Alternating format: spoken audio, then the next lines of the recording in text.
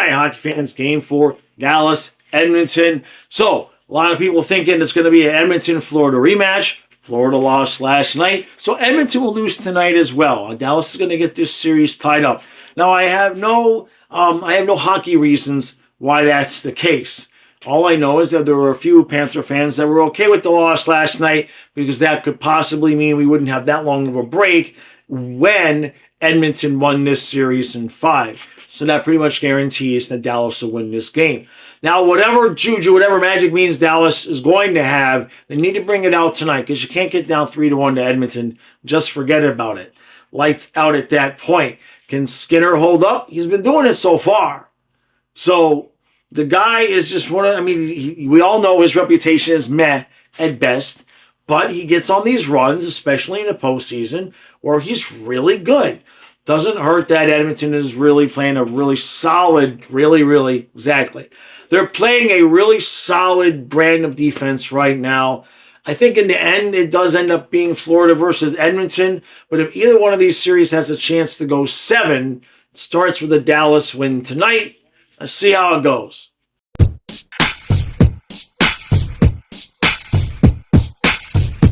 Well, Dallas come out looking really well, absolutely dominating in shots and shot attempts and shots on goal and missed shots and shots that hit the post. And it's 1-0 Edmonton. 1 power play, Leon gets 1 shot. And I was talking with Kyle about the goal. Short side, it's Leon Draisaitl. It's not a bad goal. It's not a bad goal. But there's a difference when you're trying to win a cup. And that goal illustrates the difference perfectly. And what I mean is that Otter gave up a goal. It's not a bad goal, right? But it's one that your goalie has to make if you're going to win a cup. You need the extraordinary saves. You need the timely saves. Even if it's a puck that's a perfectly placed shot from a superstar like Draisaitl. In that moment, your team has come out and is dominating for the most part. You've got to have that save. Now, if you don't, doesn't mean it's your fault. Doesn't mean you had a bad night. But your team doesn't win a cup giving up those goals in those moments. It's unfortunate. So, that said, we'll see how the second period goes.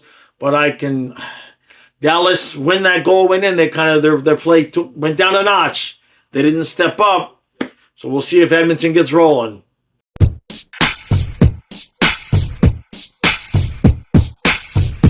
Well, it's 2-1 Edmonton after 2. Dallas does all of the work to get the game tied up. Robertson finally gets himself a goal, looking good. And then next thing you know, Dallas takes a penalty. And on a power play where they leave Corey Perry alone right at the side of the net. And the defenseman, I forget who it was, goes towards the puck carrier and just left Perry all alone. And instead of just like laying down to block the shot, the pass goes through. Boom, it's in the back of the net. So Dallas did all of the work to get the game tied, and it was like 2-3 minutes later, Edmonton's got the lead. That said, I have a feeling this one's going to overtime. Edmonton looks good, but they don't have the same jump they did in the last game. And Dallas is definitely playing this game under the understanding that if they go down 3-1 to Edmonton, the series is over. They know that this is pretty much a must-win if they want to have a chance in this series. The game is there for them. They've had plenty of chances, and it's not like Skinner is, Marty Brodeur. So the game is there for them to have a chance to win this. See how it goes.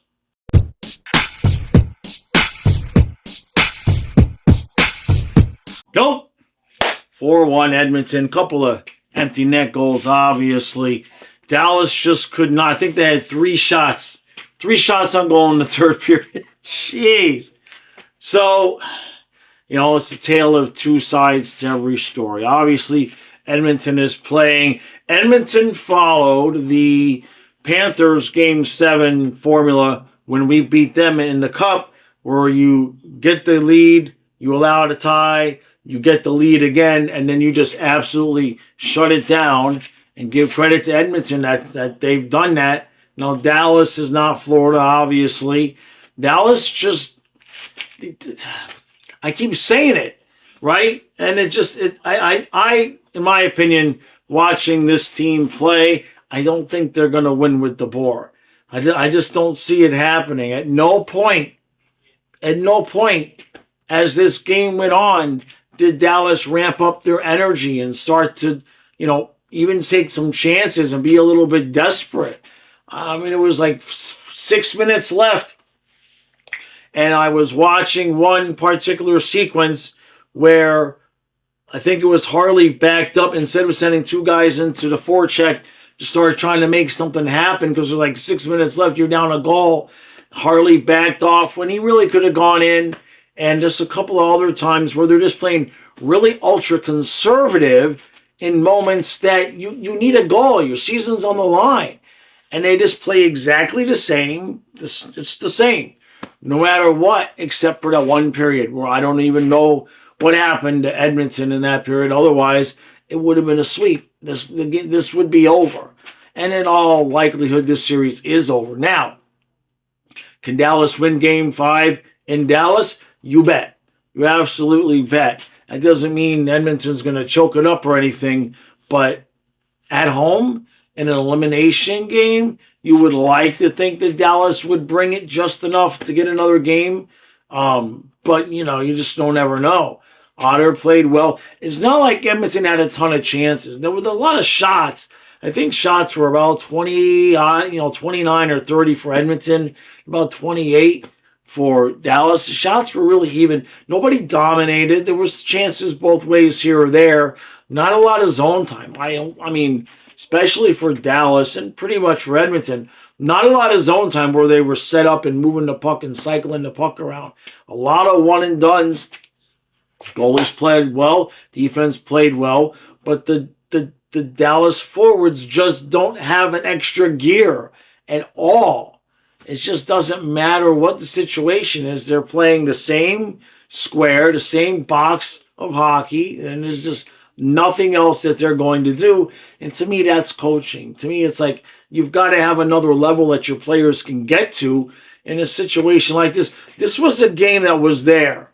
This was at least overtime was there for the taking. You know what I mean? Edmonton was not taking any chances. They were just playing strictly shut things down and only take advantage of any Dallas mistakes. There was opportunities there for Dallas to get this game, at least to get to overtime, but just absolutely no chutzpah from this Stars team at all.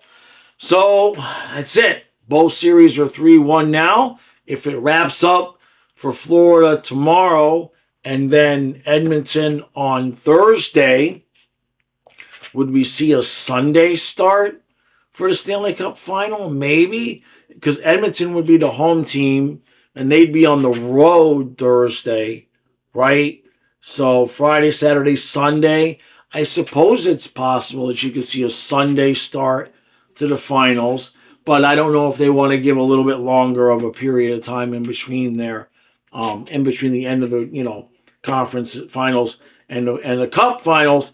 But past that, it's not a whole lot of drama left, right? I mean, Carolina might win a game. Dallas might win a game. Both Game 5s are on the road for the team that's trying to close things out. So that's interesting.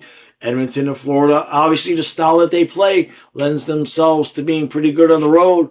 And I don't want to look too far ahead. I don't want to start previewing that series just yet. All I will say is that Edmonton versus Florida, good luck eliminating somebody.